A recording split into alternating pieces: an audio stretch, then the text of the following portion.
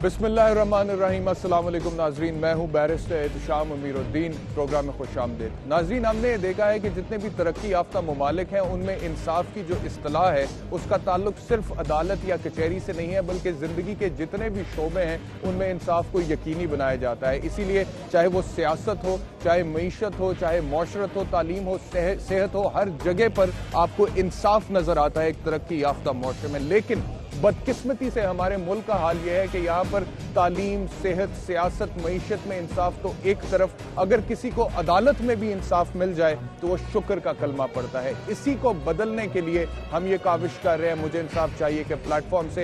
आइए दिखाते हैं आपको कि आज का मुकदमा क्या है। मैंने इंसाफ चाहिए, मैं कह रही फांसी लगने लगे, मेरे पुत्र फांसी लाया कि फांसी लगने। ये वाकया है मार्च 2008 की 22 तारीख का। शाहदरा की रिहायशी खालिद जावेद का बेटा मीरान अली कत्ल कर दिया गया।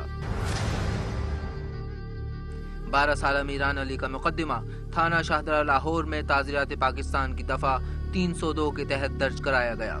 यह मुकदमे की FIR जिसका नंबर है 343/8। मुकदमे में बतौर मुल्जिम नामजद था खालिद का सौतेला भाई तारिक अजीज। साथ उसके नामजद किया गया उसके बेटे समीर को। तारिक अजीज का चालान पुलिस ने 20 मई 2008 को अदालत में जमा कराया, ये देखते हुए कि वो गुनाहगार है। इस केस में अगले ही साल उसकी जमानत हो गई। तारिक के बेटे समीर को बवक्ते वक़ुआ नाबालिग लिखा गया था, जिसके खिलाफ चालान 25 मई 2009 को अदालत में जमा कराया गया।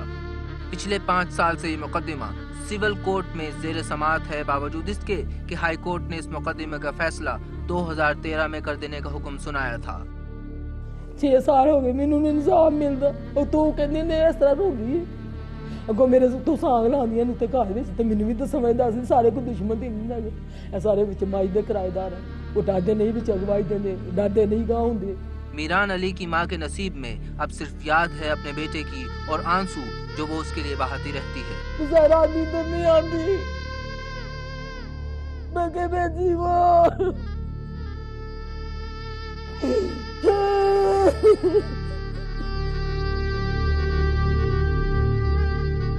उसके रोजो शब इसी आस में गुजर रहे हैं कि कोई वक्त आ जाए जब उसके कमसिन बेटे के कातिल सजा पाएं, मगर उसकी किस्मत में है सिर्फ थाना और कचहरी।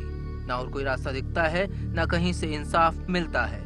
क्या ये सब यूं ही चलेगा? मुद्दई को इंसाफ कब मिलेगा? फरवरी 2014 की 3 तारीख डली है। मकतूल मीरान अली के लवाहिकीन फिर अदालत की चौखट पर आए हैं। तारीख जो मिलेगी तो फिर फैसला कब होगा? जिरा ही नहीं जो 3 साल से हुई, आगे क्या उम्मीद है कि होगी? आखिर ये इनकम की वजह से अगर वकील ना अपॉइंट कर जा सकेगा तो फिर ये हार ही जाएगा ना।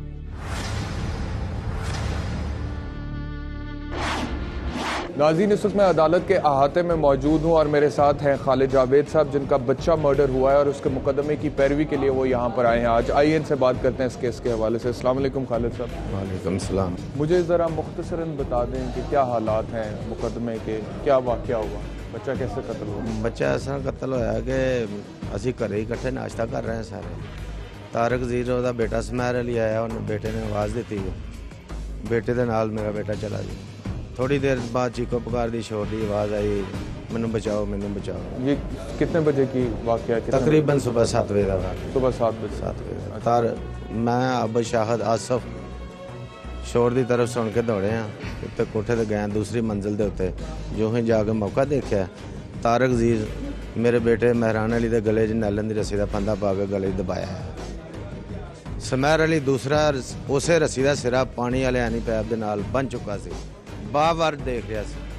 जिसले असीं जो ही उत्ते पहुंचे सानू वेखदे नाल ऐसा दुकान 3-4 फुट उन्होंने पलां के दूसरे रस्ते थानी दौड़ ला गए। बच्चे को घर से बुलाने के लिए कौन आया? बुलाने के लिए तारक अजीज, एदा बेटा समैर अली बुलाकर बाहर ले गए। और कितनी देर बाद आपको शोर की आवाज़?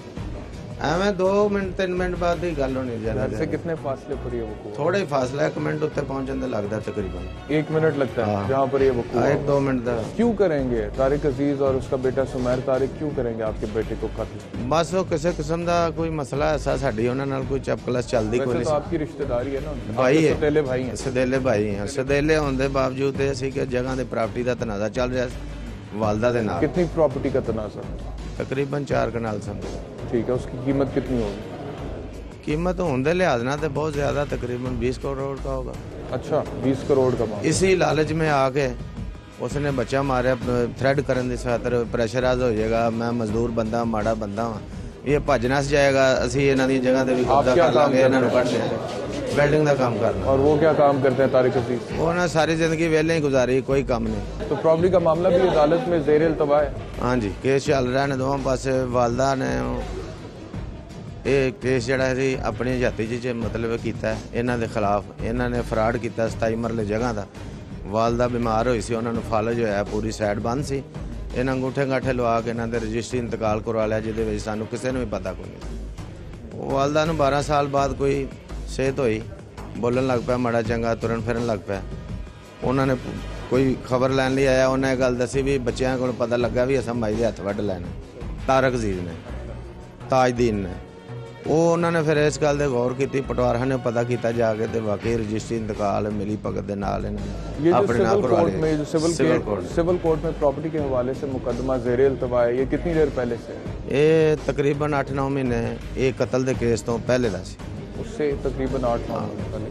अच्छा, अब मुझे ये बताइएगा कि आपका जो बच्चा है उसको जब वो लोग कत्ल कर रहे थे, हाँ जी। वहाँ पर वकूआ जाए वकूआ पर, तो आप वहाँ पर पहुँचे तो आपने अपनी आंखों से देखा सारा मामला? हाँ बिल्कुल, ये सारा मामला आप आंखों से देखा। आपके अलावा किसने देखा? महल्लेदार भी सन, आप भी ऐसी सा, मैं आबद शाहद आसफ FIR चारे में तो जने, एक और गवाह है ना, उसका नाम मोहम्मद आसिफ है, वो आपका भांजा है। आबद भी है ਉਹਦੇ ਨਾਲ। लेकिन जो FIR का वर्जन मैंने पढ़ा है, जो कंटेंट जो उसका मवाद मैंने पढ़ा, उसमें तो ये लिखा हुआ है कि जब आप मौके पर पहुंचे हैं तो उसके गले में रस्सी थी और वो लोग साइड पर खड़े थे। ये नहीं लिखा हुआ कि वो लोग उसका गला दबा रहे थे या उन्होंने किया, बस ये लिखा हुआ है कि वो उसके गले में रस्सी थी और वो लोग भाग गए। आप लोगों ने गला दबाया है। गला दबाने का जो मौक़िफ़ है ना आपका, जो अभी आप बोल रहे हैं यहाँ पर कैमरे के सामने, ये FIR जाहिर नहीं करती है, और इसी वजह से तो हाई कोर्ट ने जमानत दे दी है मुलजमान को। मुलजमान ਨੂੰ ਜਿਹੜੀ ਜ਼ਮਾਨਤ ਹੋਈ ਹੈ, ਇਹਨਾਂ ਨੂੰ ਆਦਤ ਹੈ, ਤਗੜੇ ਬੰਦੇ ਨੇ, ਕਿਰਾਇਆ ਲੈਂਦੇ ਨੇ 2-3 ਲੱਖ ਰੁਪਏ ਮਹੀਨਾ, ਉਹ ਉੱਥੋਂ ਫੜਦੇ ਨੇ, ਸਾਡੇ ਉੱਤੇ ਲਾਈ ਜਾਂਦੇ ਨੇ। ਜਿਹੜਾ ਵਕੀਲ ਹੁਣ ਤੱਕ ਵੇਖੋ ਫਾਈਲ ਦੇ ਉੱਤੇ 5-6 ਵਕੀਲ ਕੀਤੇ ਨੇ, ਉਹਨਾਂ ਨੂੰ ਖਰੀਦ ਲੈਂਦੇ ਨੇ।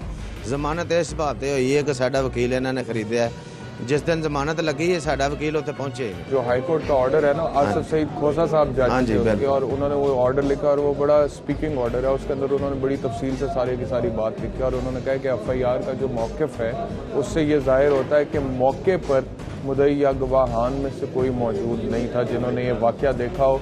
तो इस बात का अंदेशा मौजूद है कि बच्चा पहले से ही कत्ल हो गया और बाद में इन्होंने उन लोगों पर डाल दिया क्योंकि उनके साथ इनका ज़मीन का मामला था। पहले कतल ਜ਼ਮੀਨ ਦਾ ਮਾਮਲਾ ਪਹਿਲੇ ਚੱਲ ਰਿਹਾ ਸੀ ਵਾਲਦਾ ਦੇ ਨਾਲ। ਜਿਹੜਾ ਕਤਲ ਦਾ ਮਾਮਲਾ ਹੈ ਉਹ ਖੁਦ ਗਲਾ ਦਬਾਇਆ ਹੋਇਆ ਸਾਂ, ਆਪਣੀਆਂ ਅੱਖਾਂ ਨਾਲ ਵੇਖਿਆ ਉਹਨਾਂ। ਗਲਾ ਨੇ ਬਾਪ ਨੇ ਦਬਾਇਆ ਹੋਇਆ, ਤਾਰਕ ਅਜ਼ੀਜ਼ ਨੇ, ਤੇ ਉਹਦਾ ਬੇਟਾ देख ਰਿਹਾ। आपकी गवाही होगी या कोर्ट में? हाँ जी हो चुकी है। हो चुकी। उसमें आपने ये बताया हाँ गला जिरा- दबाया हुआ, हाँ जी, इस तरह लेकिन जिरा नहीं हो रही। हाँ, जिरा अब कितनी नहीं देर हो गई इस मुकदमे को? 7वां साल शुरू हुआ है। 7 साल। 7 साल। और आपके केस में डायरेक्शन भी आ चुकी हुई है हाई कोर्ट की तरफ से किसी जल्दी? हाँ जी, सेशन जज की तरफ से।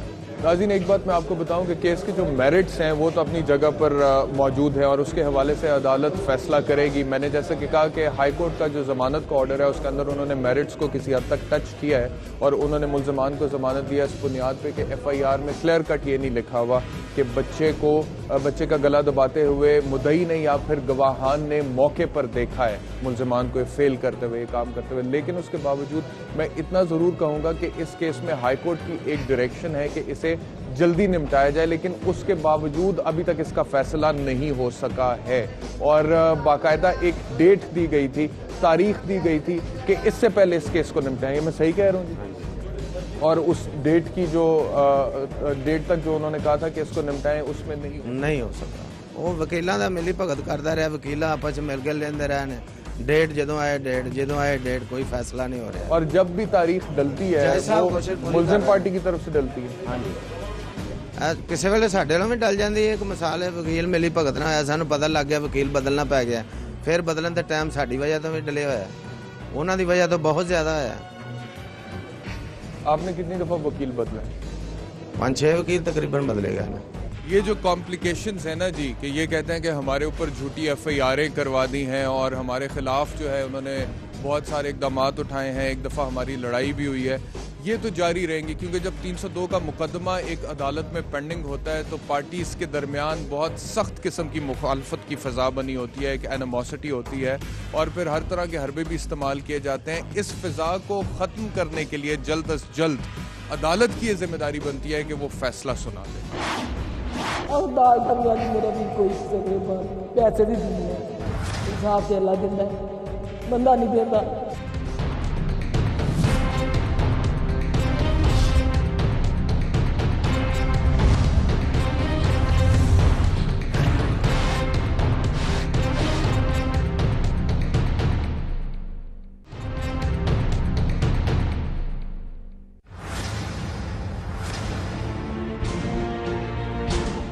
फरवरी 2014 की 3 तारीख डली है। मकतूल मीरान अली के लवाहिकीन फिर अदालत की चौखट पर आए हैं। अच्छा, क्या प्रोग्रेस हुई है जी आज की तारीख? उन्होंने वकील ने लाहौरों बाहर है 15 तारीख फरवरी तक लाहौर से बाहर है वकील साहब एज यूजुअल, जिस तरह से हमेशा होता है। हाँ जी। और 15 तारीख आपके वकील साहब आए थे? हाँ जी। तो उन्होंने एहतजाज नहीं किया अदालत के सामने कि हर बार इस तरह से तारीख? उन्होंने की है बहस पूरी जज साहब ने नाल, उन्होंने कहा जी हम बाहर ने डेट मांग रहे हैं, उन्होंने डेट पाती। अच्छा, मुझे बताइएगा कि आपको कितनी देर होगी अपनी गवाही रिकॉर्ड कराए हुए? तकरीबन मेरा हाल 3 साल हो गए ना। 3 साल पहले रिकॉर्ड कराई थी गवाही? हाँ जी।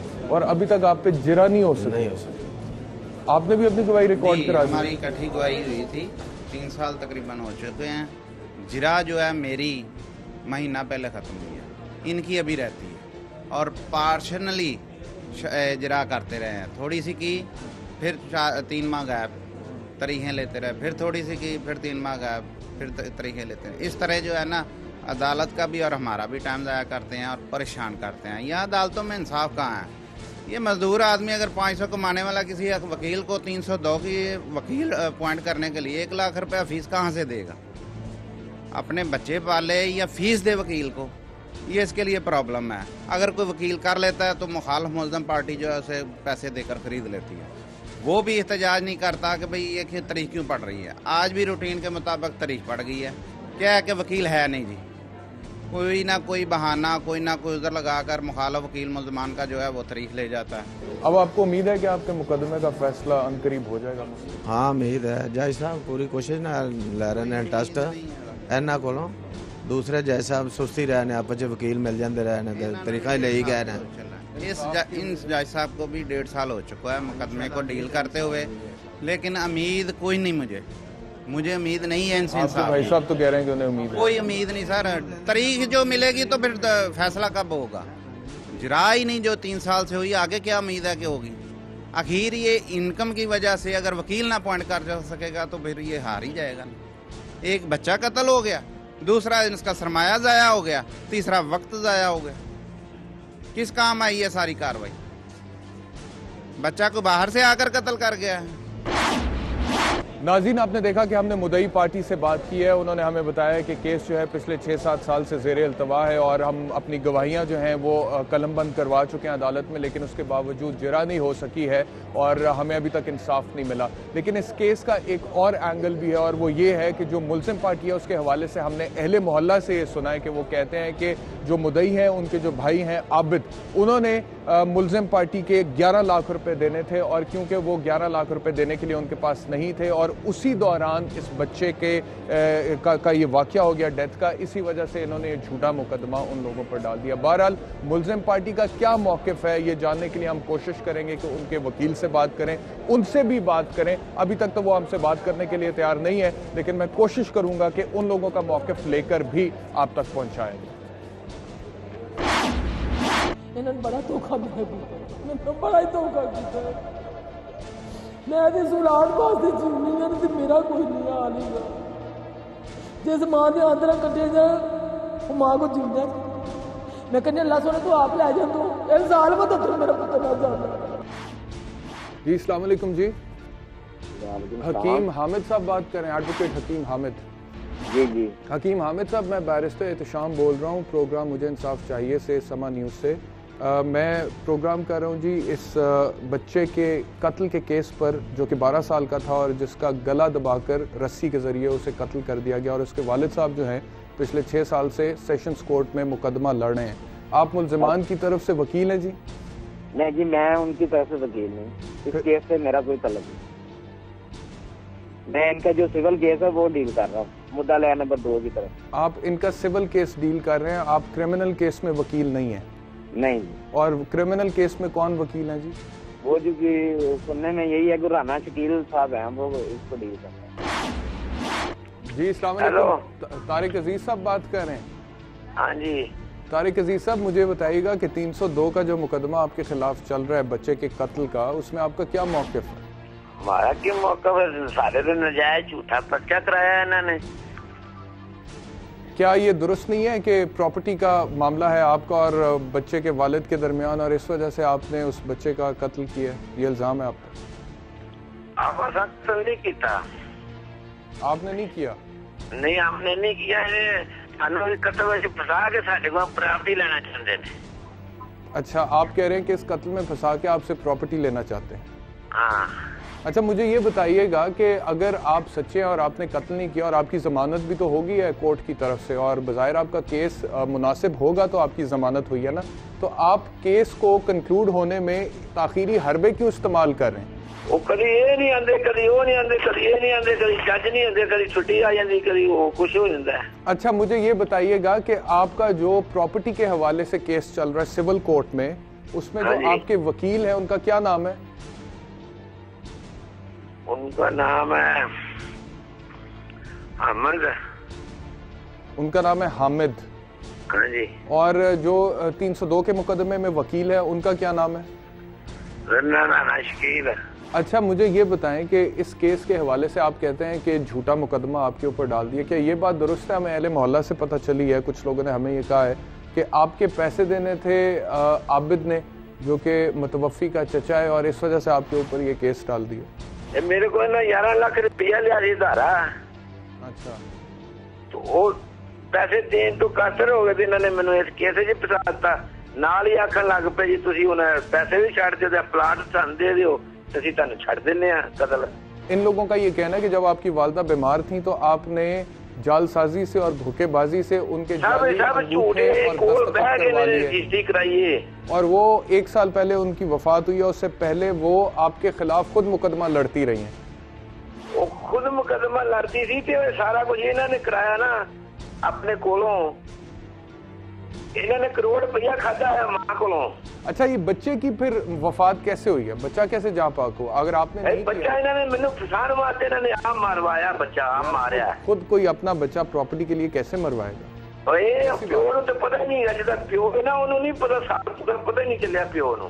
नहीं, ये जो आप कह रहे हैं ना कि बच्चा शाहिद, अच्छा वो सारा कमाल उस बंदे दा है। वो भी तो लड़के का चचा ही लगा ना भाई। ते मैं भी ताई लगना वाला लड़के दा। लेकिन आप सौतेले ताए हैं ना, वो तो सगा चचा। हां, ते मैं भी ताई लगना ना, तो मैंने बच्चे को की लालच थी, मैंने बच्चे को की लबना।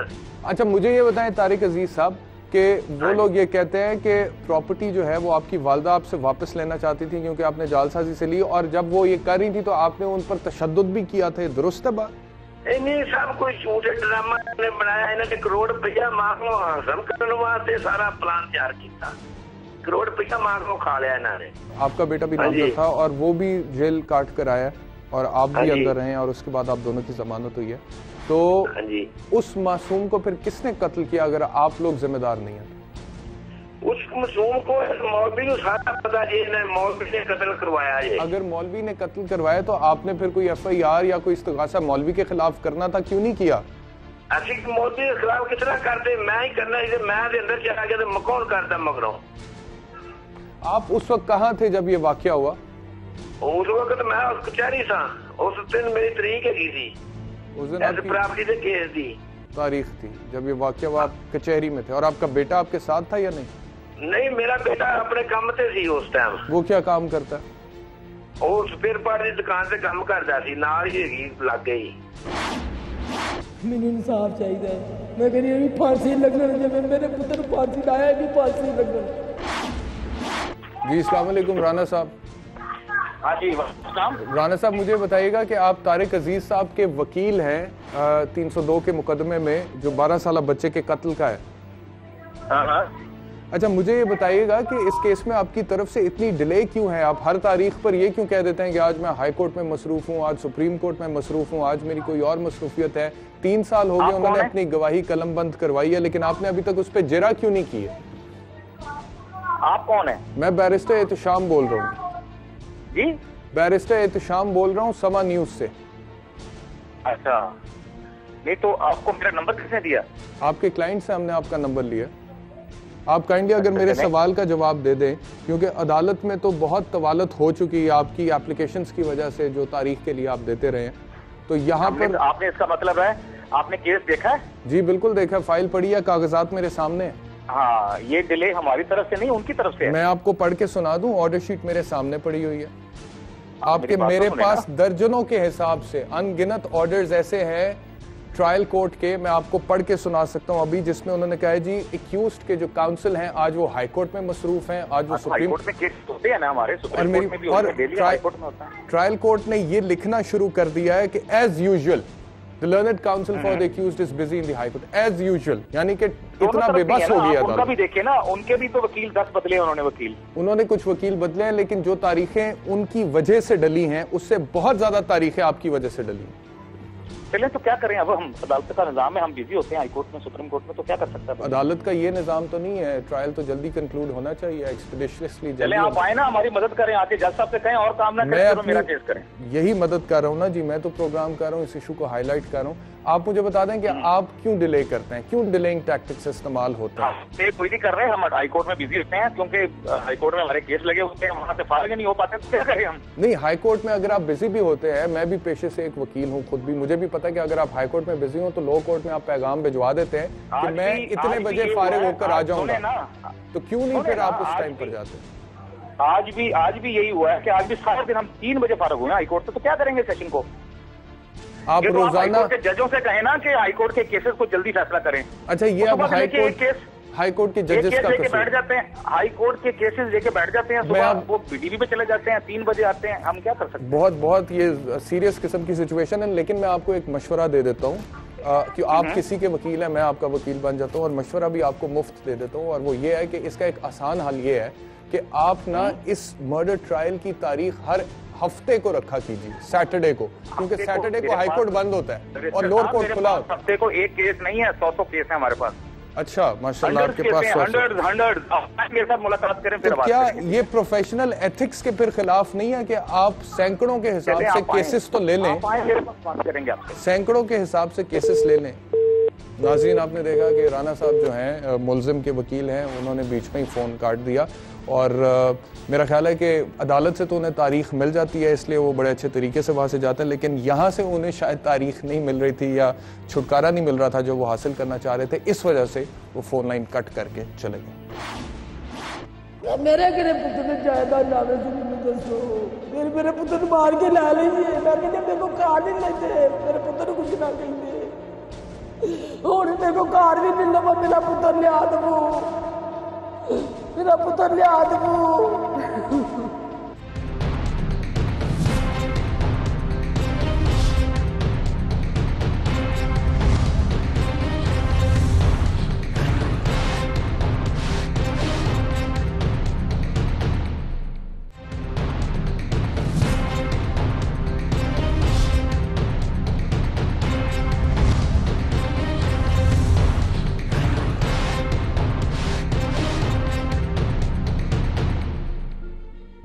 मेरे घरे पुत्र ने जायदाद लावे से मैंने दसो, फिर मेरे पुत्र ने मार के ला लीजिए, मैं कहते मेरे को कार नहीं लेते, मेरे पुत्र को कुछ ना कहेंगे, और मेरे को कार भी नहीं लगा, मेरा पुत्र लिया दो, मेरा पुत्र लिया दो।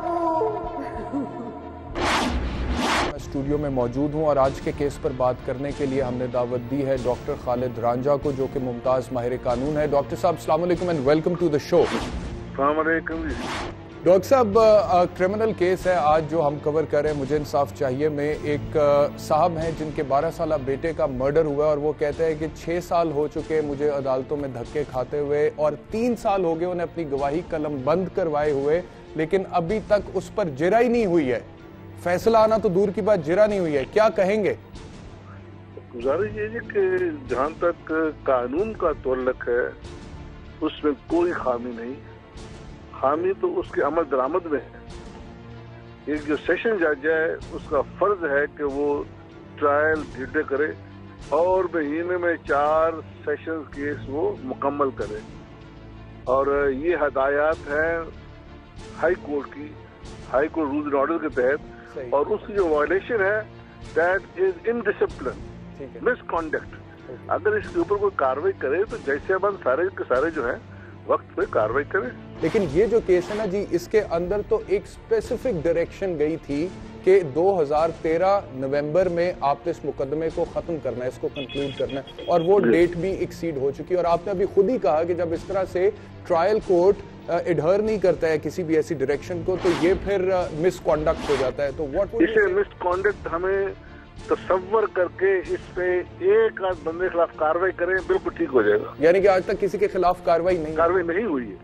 और एक वक्त था, मैं लेट मी ऐड, एक वक्त था कि जो सेशन जज महीने में 4 केस मुकम्मल होता था उसको फर्क कर दिया करते थे। ब्यूरोक्रेसी में अगर कोई डेडलाइन ही मीट करता था, पुलिस अफसर या फिर कोई और महकमे से ताल्लुक रखने वाला ब्यूरोक्रेट, तो उसको अदालत में बुलाकर सरजनिश भी की जाती थी और बहुत आड़े हाथों लिया जाता था। लेकिन जब आपकी अपनी सबॉर्डिनेट कोर्ट आपकी डायरेक्शन को मीट नहीं करती है, तो आपने खुद कहा कि उनके खिलाफ आज तक कभी एक्शन नहीं लिया। फ्रॉम टॉप टू बॉटम अदलिया में डेडलाइन मीट नहीं होती है। कंपनी एक्ट में डेडलाइन है, फौजदारी में डेडलाइन। अभी आज जो आप सुन रहे हैं, समाप्त कर रहे हैं, कत्ल किए पीने, वो 15 साल पुरानी है सुप्रीम कोर्ट में।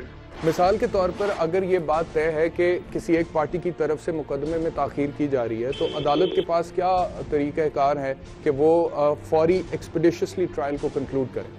नहीं, वो गुहान को बाउंड डाउन करते हैं, मुल्ज़िमान जैसे बाउंड डाउन करते हैं। मुल्ज़िम हाजिर होता है नहीं होता? जी वो तो हाजिर होता है, लेकिन वकील साहब हाजिर नहीं होते हैं। ये जो है ना, वकील का हाजिर ना होना, ये एक अपना अदालत की अपनी कमजोरी है। लेकिन ये चीज देखिए, क्या is this not shocking for you कि एक गवाही होती है अदालत में और 3 साल तक उस पर जरा नहीं होती है, फॉर 3 years? ये बिल्कुल आई थिंक द जजेस who have been giving relaxation should be taken to the task. Yes जी नाज़रीन, इस वक्त मुझे ज्वाइन किया मुमताज सहाफ़ी मुजीबुर रहमान शामी साहब ने। शामी साहब, अस्सलाम वालेकुम and welcome to the show. वालेकुम अस्सलाम जनाब, बहुत मेहरबानी, शुक्रिया। अच्छा शामी साहब, मैं आपसे पूछना चाहता हूं, क्योंकि ये हमारा जो प्रोग्राम है ये वैसे तो कानूनी मामलात पर है, लेकिन मैं आपसे पूछना चाहता हूं कि एक ऐसा मुआशरा जिसमें अदालतों में लोगों को इंसाफ ना मिलता हो, एक इंटेलेक्चुअल की हैसियत से, सहाफ़ी की हैसियत से, आप क्या कहेंगे कि उसके फिर क्या नताइज निकलते हैं? उसके वही नताइज निकलते हैं जो हमारे यहाँ निकल रहे हैं। देखिए, जंगल में और मुआशरे में फ़र्क क्या होता है? वहाँ ताकत का कानून चलता है, जो जिसके बस में आए वो कर लेता है, और जो मुआशरा होता है उसमें कोई कानून होता है, कोई ज़ाब्ता होता है, कोई कायदा होता है, और उसके मुताबिक सब लोग जिंदगी बसर करते हैं, और उसको नाफिज करने वाली एक कुव्वत मौजूद होती है जिसे अदलिया कहते हैं। तो जिन मुआशरों में अदल नहीं होता या कानून नाफिज करने वाली नहीं होती, वो जंगल बन जाते हैं। आप क्या कहेंगे हमारी अदालती निज़ाम के हवाले से, जो अदालतों में सूरत हाल है, जो बैकलॉग है, सुप्रीम कोर्ट की परफॉर्मेंस के हवाले से आप समझते हैं कि कोई बेहतरी आई है पहले की निस्बत? तहरीक बहाली अदलिया के बाद और चीफ जस्टिस इफ्तिखार चौधरी के वापस आने के बाद अदलिया ने जिस तरीके से अपने आप को असर्ट किया है, तो कम से कम लोगों में आला अदलिया पर यह एतमाद तो है कि यहाँ सही फैसले होते हैं और लोगों की सुनवाई होती है। 15 साल पहले की अपीलें अब सुप्रीम कोर्ट सुन रही है और फैसले कर रही है, जो असल काम है सुप्रीम कोर्ट। देखिए, ये बात भी दुरुस्त है कि केसेस जो हैं उनको पर वक्त सुना नहीं जा रहा, अपीलें जो है वो इल्तवा में है, लेकिन ये एक जुज है। असल बात यह है कि जो इंसाफ देने वाली ताकत है, जो अदलिया का अदारा है, उस पर लोगों का एतमाद है कि नहीं है। तो अगर लोगों का एतमाद ही ना हो तो फिर तो उसको दिल का दौरा पड़ गया ना।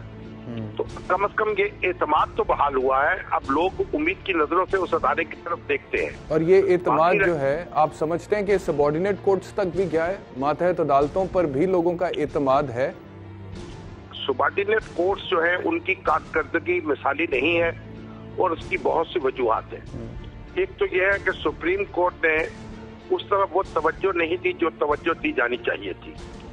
दूसरी ये है कि जो वकला है उनके दबाव से ये नीचे की अदालतें जो है वो आजाद नहीं हो सकती, बल्कि उनके ज्यादा दबाव में आ गई हैं। तो इसलिए ये अपने अच्छे तरीके से परफॉर्म नहीं कर पा रही।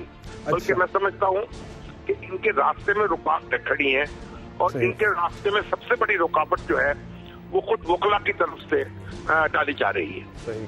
जो मातहत अदालतों को डायरेक्शंस जाती है आला अदालत की तरफ से कि आप इस तारीख तक या इस मुद्दत तक इस केस को निपटा दें, वो नहीं कंप्लाई की जाती है। लेकिन हमने कभी नहीं सुना कि किसी आला अदालत ने किसी सबऑर्डिनेट कोर्ट के खिलाफ कोई एक्शन लिया हो और इसको मिसकॉन्डक्ट गर्दाना हो।